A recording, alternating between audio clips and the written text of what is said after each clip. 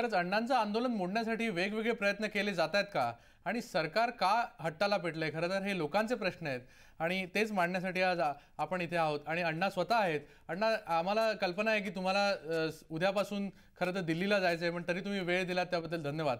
पण मी तुमच्यापासूनच सुरुवात करतो. तुम्ही काय सांगाल की ज्या पद्धतीने सरकारची उत्तरं येत आहेत, प्रत्येक वेळी सरकारची गळचेपी करण्याचा प्रयत्न करते, त्याबद्दल तुम्हाला काय म्हणायचं आहे? नाही, सरकार करणार, कारण लोकपाल अडचणीचं आहे. त्यांच्या हातातले पॉवर कमी होणार आहेत. त्यांच्यामध्ये काही लोक जे भ्रष्ट लोक आहेत त्यांना भ्रष्टाचार करता येणार नाही आणि म्हणून हा लोकपाल बिलाचा कठोर कायदा होऊन असा शासनाचा प्रयत्न राहणार. म्हणून तर त्यांनी जनतेची फसवणूक केली. आमची जॉईंट कमिटी होती.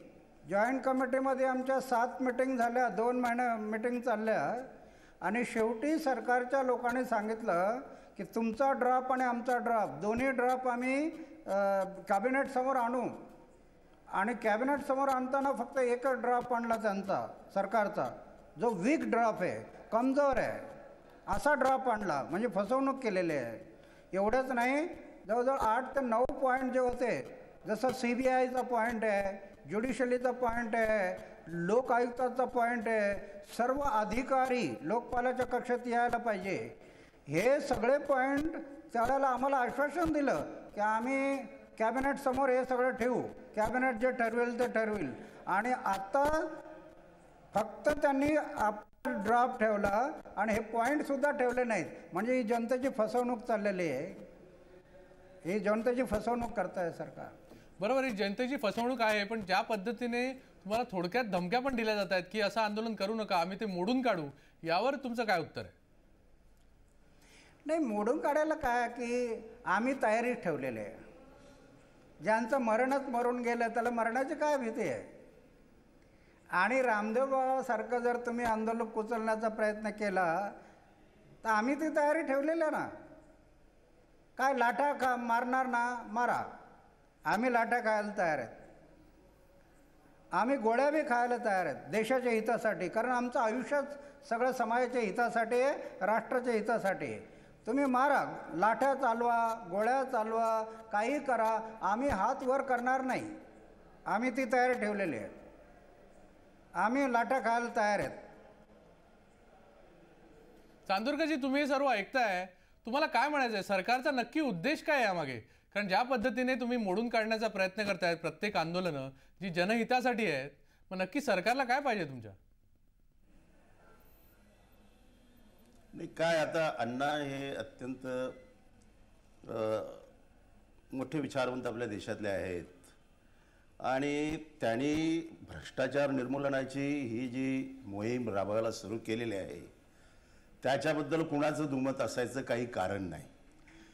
प्रश्न जो तयार झालेला आहे तो ते घटनेच्या चौकटीत बसून कशा पद्धतीनं आलं पाहिजे. अण्णांनी आता सांगितल्याप्रमाणे अण्णा सरकार आमच्या विरोधात आहे म्हणतात, तर ते अण्णांच्या विरोधामध्ये सरकार नाही, अण्णांच्या विरोधामध्ये पार्लमेंट आहे. अण्णांच्या विरोधामध्ये बाकीचे राजकीय पक्ष आहेत. जसं शिवसेनेने सांगितलं की लोकशाहीचे 4 स्तंभ असताना 5व्या स्तंभाची आम्हाला गरज नाही. मायावतीने सांगितले की आम्हाला ह्या लोकपालाची काही गरज नाही. आणि देशामध्ये बरेच असे राजकीय पक्ष आहेत की ज्यांना अण्णा हजारेंच्या या भ्रष्टाचाराच्या संदर्भामध्ये, कारण त्याची कारणं अनेक असतील, परंतु त्यांनी अपोज केलेलं आहे. असं असताना सुद्धा काँग्रेसने ते भ्रष्टाचाराचं बिल जे आहे ते बिल कायद्याच्या चौकटीतून आणलेलं आहे. आणि अण्णांचं जे म्हणणं आहे की 2 ड्राफ्ट ठेवायला पाहिजे होते, तर बिल बनतं कसं? ते बिल ठीक आहे. चांदोरकरजी, शेवटी तुम्ही कायदे तज्ञ आहात हे सर्वांना माहिती आहे, पण शेवटी कायद्याच्या चौकटीत बसून कसं घ्यायचं हे सरकारला माहिती आहे. कारण जेव्हा सरकार असे बरेचसे घोटाळे किंवा जे घोटाळे समोर आलेले आहेत ते करताना सर्व काही कायद्याच्या कक्षेत बसूनच मग ते करतं. आणि प्रश्न दुसरा असा आहे की जर तुम्हाला हे मान्य नव्हतं, सुरुवातीपासूनच जर तुम्हाला मान्य नव्हतं, तर मग तुम्ही एवढा बैठका आणि त्यांच्याबरोबर एवढ्या वाटाघाटी केल्या, त्या कशासाठी केल्या? मग त्याला काय म्हणायचं? ते पण संसदेच्या कक्षेत बसत नव्हतं, मग ते तुम्ही करण्याचं नक्की कारण काय होतं? मंदारजी, भारतीय जनता पार्टी सारख्या पक्षानं सांगितलं की अण्णा हजारेंचं हे जे आहे हे बिल आम्हाला मंजूर नाही, आमच्या समोर जे बिल आलं पाहिजे ते संसदीय पद्धतीनं बनलेलं बिल आलं पाहिजे. विरोधी पक्षांच्या नेत्यांची काँग्रेसनं बैठक घेतली. त्या बैठकीमध्ये सगळ्या विरोधी पक्ष नेत्यांनी सांगितले की अण्णा हजारेंचं बिल आम्हाला मान्य नाही. चांदूरकरजी आपल्याबरोबर भाजपचे नेते आहेत, आपण त्यांना विचारूया भाजपचं नक्की काय आहे याच्यावर उत्तर. बोला भातकरजी. चांदूरकरजी धादांत चुकीचं सांगतायत की भारतीय जनता पार्टीचं कधीही मत नव्हतं की अण्णा हजारेंचं लोकपाल विधेयक स्वीकारू नये. पहिला मुद्दा. भारतीय जनता पार्टीचं त्यावेळेला हे मत होतं की अत्यंत सशक्त आणि कठोर असं लोकपाल विधेयक आणण्याची गरज आहे, हे भारतीय जनता पार्टीचं मूलभूत मत होतं. ज्या सर्वपक्षीय बैठकीचा त्यात उल्लेख करतायत त्या सर्वपक्षीय बैठकीत सुद्धा आम्ही हीच भूमिका घेतली होती.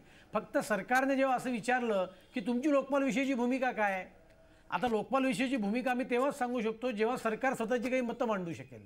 पण या सरकारने आपण सांगितल्याप्रमाणे पहिल्या दिवसापासूनच मनामध्ये हे ठरवलेलं होतं की अण्णा हजारे आणि त्यांच्या सर्व टीमला हे फसवायचं, आणि म्हणून एक जॉईंट टीमचा एक फार्स त्यांनी केला. आणि आपण म्हटल्याप्रमाणे त्यांनी पहिल्या दिवशीच ठरवलं होतं की प्रधानमंत्र्यांना या कक्षेत घ्यायचं नाही. त्याच्यामुळे हे सगळं जे चांदूरकर सांगतायत हे धादांत चुकीचं आणि खोटं सांगतायत. भारतीय जनता पार्टी ही एका सशक्त आणि चांगल्या लोकपाल विधेयकाच्या बाजूने आहे, क्रमांक 1. आणि भारतीय जनता पार्टीचं हे मत आहे की देशाचा प्रधानमंत्रीसुद्धा लोकपालाच्या कक्षेत असला पाहिजे, हे भारतीय जनता पार्टीचं मत आहे. अण्णा, तुम्हाला वाटतं का की काँग्रेस पक्ष तुमची फसवणूक करतोय, ज्या पद्धतीने तुमच्याशी वाटाघाटी केल्या आणि आता सांगतोय की हे पार्लमेंट तुमच्या विरोधात आहे, हे अशी जर उत्तरं येत असतील तर त्याला तुम्ही काय म्हणाल? पहिला प्रश्न तर सांगितलं गेलं की हे घटनेच्या चौकटीत बसलं पाहिजे. आमचा जो ड्राफ्ट होता हा घटनेच्या पलीकडे कुठंच नव्हता. आणि 16 तारखेचं जे आंदोलन आहे आमचं ते संसदेच्या विरोधात नाही, हे सरकारच्या विरोधात आहे. आमचं म्हणणं होतं की सरकारने संसदेत जो ड्राफ्ट पाठवायचा आहे तो स्ट्रॉंग करून पाठवा. हे तुम्ही हे तर मानाल की नाही, प्रत्येक तळापासून तर वरपर्यंत सगळे अधिकारी लोकपालाच्या कक्षात यायला पाहिजे. आज लोक भ्रष्टाचाराने त्रस्त झाले त्या सगळ्या ऑफिसमुळं. कुठं गेलं तर पैसे दिल्याशिवाय कामच होत नाही त्यांचा, कसं जगणार तो. म्हणून आमचा मुद्दा होता की सगळे अधिकारी याच्यात आणा, CBI याच्यात आणा. आणि सरकारने फसवलं ते आमच्या 2 महिने मीटिंग झाल्या, 7 मीटिंग झाल्या, हे सगळे पॉईंट काढले आणि सरकारने सांगितलं आपण शेवटी चर्चा करू. आणि शेवटी आम्ही म्हटलं काय आता याच्यावर चर्चा करायची, तुम्ही करा ना, हे फायनल करा. आणि पलटी खाल्ली सरकारने की नाही आम्ही ते करणार नाही. हे 7ही मुद्दे जे आहेत, ज्युडिशली आहेत किंवा अधिकारी आहेत किंवा लोक आयुक्त आहेत, हे आम्ही आणणार नाही. आणि आम्ही आमचा ड्राफ्ट पुढं ठेवू मंत्रिमंडळासमोर. तर ही जी पलटी खाल्ली सरकारने, हा दोष आहे. त्याच्या विरोधात आमचं आंदोलन आहे. आमचं म्हणणं आहे की संसदेसमोर एक चांगला ड्राफ्ट पाठवा, संसद जे ठरविल त्याच्यावर आमचा विश्वास आहे. बरोबर आहे. संसदेवर आमचा लोकशाहीला आम्ही मानतोय. म्हणून संसदेत पाठवणारा ड्राफ्ट हा तुम्ही योग्य प्रकारे पाठवा, जेणेकरून भ्रष्टाचाराला आळा बसेल. आज तुम्ही एवढा वीक ड्राफ्ट पाठवताय, एवढा वीक कमजोर ड्राफ्ट पाठवताय, कसा भ्रष्टाचार संपणार. म्हणजे तुमची इच्छाशक्ती नाही आहे. भ्रष्टाचार मुक्त भारत निर्माण व्हावं असं तुम्हाला वाटत नाही, हे स्पष्ट होतं. आणि नाहीतरी तुम्ही मागे वळून पहा ना, 42 वर्षात 6 वेळेला हे बिल आलं, 8 वेळेला हे बिल आलं लोकपालाचं, आणि तुम्ही मान्य केलं नाही. जर तुमची इच्छाशक्ती असती, तुमच्या मनात असतं की लोकपालाचा कायदा करायचा, तर 42 वर्षात 8 वेळेला बिल आलं. तुमचं सरकार तीन वेळेला तुमची टर्म होती, का केलं नाही. याचा स्पष्ट अर्थ आहे की भ्रष्टाचार मुक्त भारत व्हावं असं तुम्हाला वाटत नाही काँग्रेस सरकारला. बरोबर. चांदूरकरजी, मी तुमच्याकडे येतो उत्तर घ्यायला याबद्दल, पण मला दाभोळकर तुम्हाला विचारायचं आहे की ज्या पद्धतीने सरकार शब्दांचे खेळ खेळतंय आणि वेगवेगळ्या गोष्टी सांगते की हे नेते आता उपलब्ध नाही आहेत किंवा यांचा त्याला सपोर्ट नाही आहे, या सर्व गोष्टींना तुम्ही काय म्हणाल? माझं असं एकच म्हणणं आहे की आपल्या मराठीमध्ये एक म्हण आहे की कर नाही त्याला डर नाही. तर मला वाटतं आता जे आपण ऐकतोय की भाजप असो किंवा शिवसेना असो किंवा काँग्रेस असो, कुठल्याही पक्षाला जर काय असं वाटतं की आपण भ्रष्टाचार करत नाही किंवा पुढे आपल्याला करायचं नाही आहे, तर त्याला ह्या बिलापासून घाबरण्याचं काहीही कारण नाही आहे. तर मला असं वाटतं जो कुठला पक्ष ह्याला ऑपोजिशनमध्ये आहे की आम्हाला हे पटत नाही, ह्याचा अर्थ असा आहे की जे अण्णा म्हणतायत की ह्यांचा भ्रष्टाचार विरोधी ह्या पूर्ण ह्या म्हणजे मुवमेंटलाच सपोर्ट नाही आहे, मग त्यात आमचे मिनिस्टर्स नाही आहेत तेव्हा आम्ही करू शकत नाही पुढे, किंवा हे पॉईंट्स आहेत ते तुम्ही सगळे जे पॉईंट्स आहेत ते आपण डिस्कस करू शकतो. अण्णांचे सगळे जे पॉईंट्स आहेत म्हणजे पंतप्रधान असावे की नाही, किंवा ज्युडिशरी असावी की नाही, किंवा MPजना पार्लमेंटमध्ये जे काही करतात त्यांना संरक्षण असावं की नाही, हे सगळे पॉईंट्स रास्त पॉईंट आहेत. आणि समजा सरकारला वाटलं की हे रास्त नाही आहे तर त्याला तुम्ही त्यातल्या काही त्यात सुधारणा तुम्ही बरोबर आहे, सुचवू पण ते शकता. लोकप्रतिनिधी आणायला तर पाहिजे. आणायला पाहिजे. आणखीन ते पूर्वी जे म्हणाले की आम्ही दोन ड्राफ्ट आणू तेही ॲक्सेप्टेबल होतं, पण आता तेही त्यांनी काढून जेव्हा एक ड्राफ्ट म्हणताय त्याचा अर्थ अगदी स्पष्ट आहे की त्यांना पहिल्यापासून जरा इंटरेस्ट नव्हता की आपण असं काहीतरी करावं. हे म्हणजे शुद्ध धूळफेक आहे लोकांच्या डोळ्यामध्ये.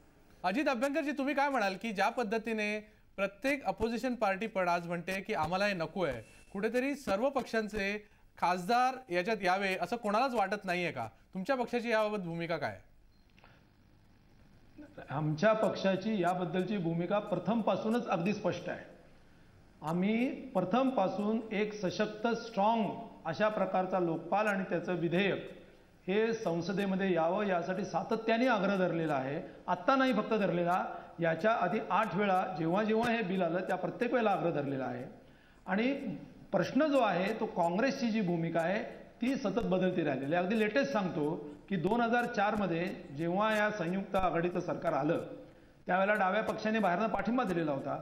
त्यावेळेला किमान समान कार्यक्रमामध्ये याचा समावेश करावा अशी आग्रहाची भूमिका आमच्या पक्षाने घेतलेली होती. 2004 सालचं मी तुम्हाला लेटेस्ट सांगतो. काँग्रेसच्या बाबतीत जर तुम्ही म्हणाल तर काँग्रेसची जी भूमिका आहे ती सतत बदलते. आता मी तुम्हाला सांगतो 1989 मध्ये आणि 2001 मध्ये जेव्हा अशा प्रकारच्या लोकपाल विधेयकाची जेव्हा त्याचा मसुदा करण्याची चर्चा झाली त्यावेळेला काँग्रेसची अधिकृत भूमिका होती की पंतप्रधान पदाचा समावेश त्यामध्ये व्हावा. कारण त्यावेळी विश्वनाथ प्रताप सिंगांचं सरकार होतं आणि 2001 मध्ये भाजपचं सरकार होतं. परंतु दोन्ही वेळेला काँग्रेसची भूमिका, प्रणव मुखर्जी होते त्यामध्ये, आणि प्रणव मुखर्जींनी सुद्धा भूमिका मांडलेली होती की पंतप्रधान त्याच्यामध्ये असावेत. आणि आता मात्र ते असं म्हणतात की पंतप्रधान त्याच्यामध्ये असू नयेत. दुसरा असा मुद्दा आहे की प्रिव्हेन्शन ऑफ करप्शन ऍक्ट जर तुम्ही घेतलात तर त्याच्यामध्ये पंतप्रधान कव्हर होतात ना. म्हणजे पंतप्रधान कव्हर होत नाहीत असं नाहीये. पंतप्रधान ह्याच्यापूर्वी कव्हर होत होते किंवा आज होता प्रिव्हेन्शन ऑफ करप्शन ऍक्टमध्ये. मग तुम्हाला लोकपालामध्ये घ्यायला कोणती अडचण आहे? तेव्हा हे जे काही पंतप्रधानांना घेण्याबद्दलचा जो काही मोठा बागोलबोवा केला जातोय हा काँग्रेसनी केवळ याला काहीतरी एक डायव्हर्जन करायचं म्हणून केला जातोय. आणि दुसरा एक मुद्दा अतिशय परखडपणाने स्पष्टपणाने सांगतो की संसदेमधलं सुद्धा जे खासदारांचं वर्तन आहे वोटिंगच्या मागं, उदाहरणार्थ तुम्हाला माहिती आहे की भारतीय जनता पक्षाचे काही खासदार होते किंवा आता नोट फॉर वोट प्रकरण जे झालं त्याच्यामध्ये खासदारांनी ज्या पद्धतीनं मतदान केलं तर ते जे प्रकरण होतं त्याच्यामध्ये संसदेतलं मतदान किंवा प्रश्न विचारणं हे सुद्धा एका मर्यादेपर्यंत हे या भ्रष्टाचाराच्या म्हणजे कलम 105 जे आहे त्या 105 ची जी इम्युनिटी आहे त्याच्यामधून हे वगळून आपल्याला भ्रष्टाचारामध्ये सुद्धा त्याची चौकशी करता येईल अशा प्रकारची दुरुस्ती सुद्धा करायला पाहिजे असं आमचं मत आहे. म्हणजे आमची भूमिका अतिशय स्पष्ट आणि व्यापक आहे. परंतु प्रश्न असा आहे की जे सरकार आहे त्यांना याची संवेदनशीलताच नाहीये. आपण लक्षात घेतलं पाहिजे. मी फक्त एक मुद्दा मांडून सांगतो की ही तांत्रिक चर्चा नाहीये, फक्त कायद्याची चर्चा नाहीये. जेव्हा मंत्रिमंडळातले 2 मंत्री पंतप्रधानांच्या संमतीनं 1,76,000 कोटी रुपयाचा देशाचा महसूल बुडवतात. CWG खाली सुरेश कलमाडी इतके दिवस आतमध्ये त्यांना आता स्मृतिभ्रंश झाला सोयीने तो दुसरा भाग आहे. इथं KG रिलायन्सच्या नेतृत्वाखाली रिलायन्सच्या हितासाठी गॅसच्या प्रकरणामध्ये लाखो कोटी रुपयाचा भ्रष्टाचार होतोय. त्या पार्श्वभूमीवरती चर्चा होतीये. बरोबर. आणि खरं तर लोकांचं मत आहे आणि अण्णा लोकांचं प्रतिनिधित्व करतायत. फक्त अण्णांना पाहिजे असं नाही, अण्णा कशासाठी करतायत हा पण कुठेतरी तो एक वेगळा उद्देश आहे, तो लक्षात घ्यायला पाहिजे. भातकेकरजी, तुम्हाला काय वाटतं की भाजपचं याबाबत क्लिअर कट मत काय आहे? तुम्ही मगाशी म्हणालात की पंतप्रधानांनी असायला पाहिजे, मग शेवटी आज संसदेत बिल आल्यानंतर सर्वच पक्ष माघार का घेत आहेत? नाही, मुळात भारतीय जनता पार्टी अजिबात माघार घेत नाहीये. आणि भारतीय जनता पार्टीचं सरकार असताना 99 साली आणि 2001 साली आम्ही 2दा लोकपाल विधेयक आमच्या काळात मांडलं आणि या दोन्ही मसुद्यामध्ये प्रधानमंत्री हे लोकपालाच्या कक्षेत आम्ही घेतलेले होते. हे आपण लक्षात घेण्याची गरज आहे. आता मगाशी अभ्यंकरांनी काही इतिहास सांगितला. या इतिहासाला आणखीन एक पैलू आहे. जेव्हा जेव्हा काँग्रेसच्या कालखंडामध्ये लोकपाल विधेयक मांडलं गेलं तेव्हा प्रत्येक वेळेला लोकपाल विधेयकातून प्रधानमंत्री वगळला गेला आहे. काँग्रेसने जे समर्थन दिलं ते फक्त विरोधी पक्षांनी जेव्हा लोकपाल विधेयक मांडलं तेव्हा, आणि विरोधी पक्षांनी जनता पार्टीच्या काळात लोकपाल विधेयक मांडलं गेलं, पुढे सरकार कोसळल्यानंतर ते विधेयक नष्ट झालं, त्याच्यानंतर आमच्या काळामध्ये सरकार विधेयक आणलं, त्यावेळेला मात्र विरोधी पक्षांनी जेव्हा लोकपाल विधेयक मांडलं तेव्हा मात्र प्रधानमंत्री त्या कक्षेमध्ये होता. संसदेच्या स्थायी समितीचे अध्यक्ष प्रणवकुमार मुखर्जी असताना त्यांनी अशी भूमिका घेतली होती की प्रधानमंत्र्याला या कक्षेत घेतलं पाहिजे. पण मुळामध्ये काँग्रेसला असं कुठलंही विधेयक आणायचं नाही आहे. प्रधानमंत्र्यांना घ्यावं की नाही घ्यावं हा तर एक महत्त्वाचा मुद्दा आहेच, पण आत्ता ज्या पद्धतीने त्यांनी विधेयक आणलेलं आहे या विधेयकाचं म्हणजे यातून कुठल्याही प्रकारचा हेतू जो आहे तो हेतू साध्य होणार नाही. कारण लोकपाल कमिटीमध्ये नवामध्ये 5 जण सरकारचे प्रतिनिधी आहेत. त्यामुळे या सरकारने CVCची अपॉइंटमेंट करतानाच भ्रष्टाचारी माणसाला अपॉइंट केलं. त्या ठिकाणी लोकपाल विधेयकाची वाट लावायला हे काँग्रेसवाले समर्थ आहेत. त्यामुळे असे हे लबाडा घरचं लोकपाल विधेयक आहे असं माझं प्रामाणिक मत आहे. अण्णा, तुम्हाला काय वाटतं की फक्त काँग्रेस पक्षाचा याला विरोध आहे की तुम्हाला वाटतं की बाकीचे जे पक्ष ते खरंच तुमच्या बरोबर आहेत? नाही, थोडे फार मतभेद असू शकतील, पण सर्वच राजकारणी म्हणजे सत्ताधारी सोडून सर्वच राजकारणी याला विरोध करतात असं म्हणायचं काही कारण नाही. अनेक पक्षांनी याला पाठिंबा दिलेला आहे. कारण ज्या ज्या पक्षातल्या लोकांना भ्रष्टाचाराबद्दल चीड आहे असे लोक लोकपालाला सपोर्ट करणारेच आहेत. फक्त पक्षाचं काय झालेलं आहे, म्हणजे जसं आता पंतप्रधान याच्यात आणावेत असं यापूर्वी ठरलं होतं आणि स्वतः प्रणव मुखर्जीने मान्य केलं होतं, आणि आज पंतप्रधान तयार झालेत की मी याच्या लोकपालाच्या दायरेत यायला तयार आहे, पण त्यांचे बाकीचे लोक त्यांना येऊ देत नाही. म्हणून मी मागे जे म्हटलं होतं की पंतप्रधान त्यांचे विचार स्वच्छ आहेत, आचार विचार स्वच्छ आहेत, एक चांगला प्रामाणिक आपल्याला पंतप्रधान भेटले आहेत, पण रिमोट कंट्रोल त्यांना काही करू देत नाही. ही उणीव आहे. या रिमोट कंट्रोलमुळं त्यांना काही करता येत नाही. नाही तर एवढं सुंदर लोकपाल, आता तुम्ही पहा, या सरांनी सांगितलं 9 पैकी 5 लोक पॉलिटिक्समधले, म्हणजे काय होणार, मेजॉरिटीचं राज्य आहे, म्हणजे सरकारला जसं पाहिजे तसं ते लोकपाल राबवणार. स्पष्ट होतं. म्हणजे तुम्हाला इच्छाशक्ती नाही, इच्छाशक्तीचा अभाव आहे. या देशातला भ्रष्टाचार निर्मूलन करायचं अशी इच्छाशक्तीचा अभाव आहे. तो चांदोरकरजी काय म्हणाल की खरंच इच्छाशक्तीचा अभाव आहे आणि रिमोट कंट्रोलवर तुमच्या टीका होते की ज्या पद्धतीने हा रिमोट कंट्रोल वापरला जातोय त्यामुळेच लोक काही करू शकत नाही, याला तुम्ही काय उत्तर द्याल? नाही, मगाशी मला पूर्णपणे बोलता आलं नाही कारण माझा तुमच्याशी संपर्क तुटला होता. त्यांचा अण्णांचा जो पहिला मुद्दा आहे की लोकपाल बिल त्यांचं जे होतं त्याचा ड्राफ्ट आला नाही. जगातील कोणत्याही पार्लमेंटमध्ये बिलाचे 2 ड्राफ्ट येत नाहीत, बिलाचा एकच ड्राफ्ट येतो. आणि सगळ्या विरोधी पक्षांची जेव्हा मिटिंग झाली तेव्हा सगळ्या विरोधी पक्षांनी सरकारला हे सांगितलं की आम्ही आमचं अधिकृत मत तुम्हाला देऊ जेव्हा सरकारच्या वतीनं आमच्या समोर ड्राफ्ट येईल तेव्हा. बरोबर आहे चांदोरकरजी. हा नाही, एक मिनिट चांदोरकरजी, एक मिनिट चांदोरकरजी, कसं आहे, हा लीगल मुद्दा नाहीये आणि आपल्याला लीगल गोष्टींवर बोलायचं नाहीये. जर सरकारची इच्छा होती तर मग सरकारने हे जे मुद्दे आहेत ते या बिलामध्ये का नाही घेतले? मंदारजी, तुम्ही मला जर बोलू नाही दिलं तर मग काय प्रश्न नाही. हे अशा पद्धतीने जर असेल आणि तुम्ही फक्त काँग्रेसला टार्गेट करून आणि कपिल सिब्बलच्या मतदारसंघामध्ये सर्वे केला की लोकपाल बिल असायला की पाहिजे की नसायला पाहिजे, त्याचा रिझल्ट यांनी द्यावा. उद्या आम्ही अण्णा हजारे जिथं राहतात त्या मतदारसंघामध्ये जाऊन सर्वे करू लोकपाल पाहिजे की नाही पाहिजे. आणि मला पूर्णपणे खात्री आहे की या भारतीय घटना ही शाहू फुले आणि आंबेडकर यांच्या विचारातून तयार झालेली घटना आहे. आणि ही घटना जेव्हा तयार झाली तेव्हा मी आपल्या माहितीसाठी सांगतो की या भ्रष्टाचारावरती 60 वेळा चर्चा झालेली आहे. हे अण्णांना कदाचित माहिती नसेल. 60 वेळा चर्चा कॉन्स्टिट्यूंट असेंब्ली माहिती आहे, मला माहिती आहे. सुद्धा त्यांनी अँटी करप्शनच्या संदर्भाची तरतूद केली. आणि म्हणून माझा पूर्णपणे अण्णा हजारे यांच्या आदर आहे. त्यांनी हा जो पंतप्रधानाचा मुद्दा जो त्या बिलामध्ये यायला पाहिजे हा ह्यांना सपोर्ट करणारे जे अशा पद्धतीचे जे विचार मांडणारे जे खासदार आहेत त्यांनी तशी अमेंडमेंट सुचवावी आणि सरकार ती अमेंडमेंट पूर्णपणे मान्य करून घ्यायला तयार आहे. त्याला जे दूध का दूध आणि पाणी का पाणी. चांदोरकर साहेब, तुम्ही ते बिलात पक्षाचं काय मत आहे ते बिलात आणायची गरज नाहीये, कारण अपोजिशनच्या नेत्यांना तो मुद्दा त्याच्यामध्ये नाही पाहिजे होता आणि म्हणून ते बिलामध्ये नाही आणलं. आता ज्या विरोधी पक्षामध्ये दम आहे त्यांनी ते अमेंडमेंट पार्लमेंटमध्ये मूव्ह करावी आणि ती पार्लमेंट तिथे डिस्कस व्हावी आणि मला पूर्णपणे खात्री आहे की काँग्रेस पक्ष त्याला पाठिंबा देईल. काँग्रेस पक्षाला टार्गेट करायचं काम चालू आहे. विरोधी चांदूरकर साहेब, राजकीय पक्ष आणि त्यांच्या चांदूरकर साहेब, आणि सगळ्यांचं चांदोरकरजी तुमचं म्हणणं संपलं असेल तर बाकीचे पण बोलतील आता. पक्षांचं मत हे सगळ्या चांदोरकर साहेब हे भारतीय घटनेला संरक्षण देणारच आहे. ठीक आहे. कोणताही पक्ष नाही की जो भारतीय घटनेचा अनादर करतो. चांदोरकर साहेब त्यांनी जे आता वक्तव्य केलं ना, खोटं बोल पण रेटून बोल, या प्रकारातलं वक्तव्य आहे. ते असं म्हणतात की विरोधी पक्षांना मान्य असेल, विरोधी पक्षांना जर का मान्य असेल तर प्रधानमंत्री पद आम्ही लोकपालाच्या कक्षेत घेऊ.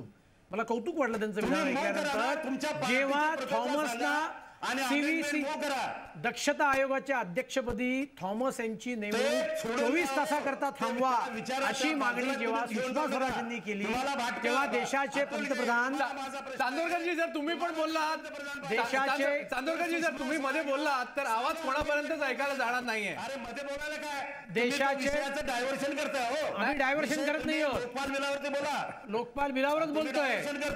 सुषमा स्वराजला तो प्रस्ताव मांडायला सांगा, आम्ही ऍक्सेप्ट करू. चांदोरकरजी मी तुमच्याकडे पण येतो आणि तुमची पण आपण उत्तर घेऊया, पण सगळ्यांना बोलायला मिळावं अशी माझी इच्छा आहे, कारण सगळेजण एकत्र बोलले तर कोणाचाच आवाज जाणार नाही लोकांपर्यंत. चांदोरकर हे जे म्हणताय की विरोधी पक्ष नेत्यांनी हा ठराव मांडावा, मला कळलं नाही. जर का ते काँग्रेसला मान्य आहे तर काँग्रेसने बिलामध्ये का नाही आणलं? बिल मांडणं हे सत्ताधारी पक्षाचं काम असतं. सत्ताधारी पक्षाने प्रधानमंत्री पद लोकपालाच्या कक्षेत घेतल्यानंतर तो विषय संपला असता. त्यामुळे विरोधी पक्ष नेत्यांवर ही जबाबदारी टाकायचं काही कारण नाही. विरोधी पक्ष नेत्यांचं आणि भारतीय जनता पार्टीचं हे मत आहेच की प्रधानमंत्री पद हे लोकपालाच्या कक्षेत आलं पाहिजे. हे आमचं पहिल्या दिवसापासूनचं मत आहे, क्रमांक 1. आणि चांदोरकर मगाचपासून घटनेचं आणि संसदेच्या सार्वभौमत्वाविषयी बरंच काही बोलतायत, मला गंमत वाटते. या सरकारने नॅशनल ॲडवायझरी काउन्सिल फॉर्म केलेलं आहे ज्याच्या अध्यक्षा सोनिया गांधी आहेत. आपण जर का काही इंग्लिश चॅनल्स पाहिली तर लँड अधिग्रहण कायदा असेल, फूड सिक्युरिटी ॲक्ट असेल, असे अनेक कायदे हे नॅशनल ॲडवायझरी काउन्सिल तयार करतं आहे आणि हे कॅबिनेट तंतोतंत तसेच्या तसे हे कायदे स्वीकारतं आहे. एवढंच नव्हे, नॅशनल ॲडवायझरी काउन्सिलचे एक सदस्य प्रधानमंत्र्यांची डायरेक्ट पत्रव्यवहार करून विधेयक कसं असावं याची चर्चा केली जाते. हे मात्र घटनाबाह्य नाही आहे. NSCला कुठला घटनात्मक अधिकार आहे? अण्णा हजारेंची समिती नेमण्याचा प्रयत्न केल्यानंतर संसदेच्या सार्वभौमत्वाच्या नावाने काँग्रेसवाले गळा काढतात. मग NSC कुठल्या घटनात्मक त्यांनी तुम्ही स्थापन केली आहेत याचं उत्तर आधी काँग्रेसने देण्याची आवश्यकता आहे. आणि परवा जयराम रमेश यांनी अख्ख्या जगाला सांगितलंय जे त्यांनी जमीन अधिग्रहण विधेयक आणलंय ते मी NSCला आधी दाखवलं, त्यांनी मला जे दिलं ते तसंच्या तसं मी संसदेत मांडणार आहे. हे घटनाबाह्य नाहीये का याचं उत्तर काँग्रेसने द्यावं. माझ्यामध्ये अण्णांना पण बोलायचं. अण्णा बोला. नाही, याच्यात एक गोष्ट महत्त्वाची आहे की जसं हे आता म्हटलेलं की घटनेच्या बाहेर जाता येत नाही आणि एकाच वेळेला 2 ड्रॉप घटनेप्रमाणे कधीही संसदेत येत नाहीत असं माहीत असताना सुद्धा जॉईंट कमिटीमध्ये हे सिनियर 5 मंत्री असताना त्यांनी आम्हाला आश्वासन का दिलं मग की आम्ही दोन्ही ड्रॉप आम्ही मंत्रिमंडळासमोर नेऊ आणि तुमचे सगळे मुद्दे मंत्रिमंडळासमोर नेऊ. मग हे जर माहीत होतं की 2 ड्रॉप कधी संसदेत जात नाही असं असताना तुम्ही आश्वासन का दिलं, याचा अर्थ तुम्ही त्याच्यामध्ये खोटं बोलताय हे स्पष्ट होतं. दुसरं, तुम्ही आता एक तर गोष्ट मान्य कराल की सगळे अधिकारी याच्यात असावेत लोकपालाच्या कक्षेत.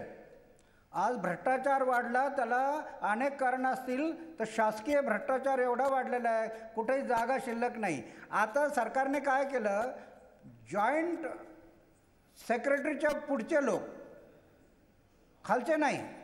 आम्ही म्हटलं आता आपल्या सगळ्यांना माहीत आहे, अरे तळामध्ये रॉकेल रेशनिंग गॅस याच्यात काय वरचे लोक नाहीत, हे गरिबांचे प्रश्न आहेत.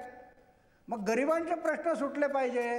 आज अनेक वेळेला तो ऑफिसमध्ये हेलपाटे मारतो, पैसे दिल्याशिवाय काम होत नाही. याला तळापासून तर वरपर्यंत हे अधिकारी लोकपालाच्या कक्षेत यायला पाहिजे. हे कोणाला इन्कार करता येईल का? पण ह्या सरकारने केलं ना, इन्कार केला, आम्ही करणार नाही. आणि वरच्या लेवलला सुद्धा एखादा अधिकाऱ्याने भ्रष्टाचार केला हे स्पष्ट झालं तर त्याला जर नोकरीतून काढायचं असेल तर हे सरकार म्हणतंय ते लोकपाल काढणार नाही, मंत्री काढणार. अरे काय होणार? मंत्री ना अधिकाऱ्याचं संगनमताने भ्रष्टाचार होत असेल तर मंत्री काय काढणार त्या अधिकाऱ्याला? म्हणजे इच्छाशक्तीचा अभाव आहे की यांना भ्रष्टाचार निपटून भारत भ्रष्टाचार मुक्त भारत निर्माण करायचा असं यांच्या डोळ्यासमोर अजिबात नाही, हे स्पष्ट होतं.